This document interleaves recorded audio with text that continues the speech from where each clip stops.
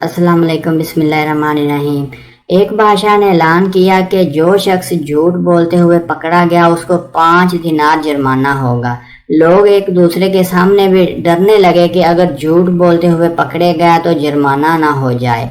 इधर बादशाह और वजीर भेस बदल कर शहर में घूमने लगे।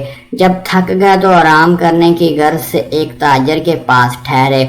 उसने दोनों को चाय पिलाई। बादशाह ने ताजर से पूछा, तुम्हारी उम्र कितनी है? ताजर ने कहा, 20 साल। तुम्हारे पास दौलत कितनी है? ताजर ने कहा, 70,000 दिनार। बादशाह ने पूछा, तुम्हारे बच्चे कितने हैं? ताजर ने जवाब दिया, एक। वापस आकर उन्होंने सरकारी दफ्तर में ताजर के क्वाइफ और जायदाद की पड़ताल की तो उसके बयान से मुख्तलिफ थी। बादशाह ने ताजर को दरबार में तलब किया और वहीं 3 सवालात दोहराए। ताजर ने वहीं जवाबात दिए। बादशाह ने वजीर से कहा, इस पर 15 दिनार जुर्माना ऐड कर दो और सरकारी खजाने में जमा करा दो, क्योंकि इसने 3 झूठ बोले हैं। सरकारी कागजात में इसकी उम्र 35 साल है। इसके पास 70,000 दिनार से ज्यादा रकम है और इसके 5 लड़के हैं।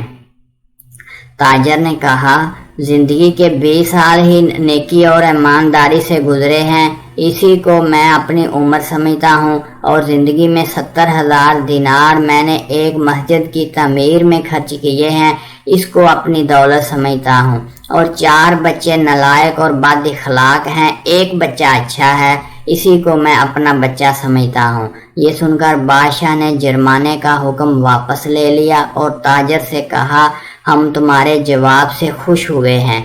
वक़्त वही शुमार करने के लायक है जो नेक कामों में गुजर जाए। दौलत वही काबिल एतबार है जो राह खुदा में खर्च हो, और औलाद वही है जिसकी आदतें नेक हों। नाज़रीन, अगर आपको वीडियो अच्छी लगे तो प्लीज़ चैनल को ज़रूर सब्सक्राइब कर दीजिएगा। शुक्रिया।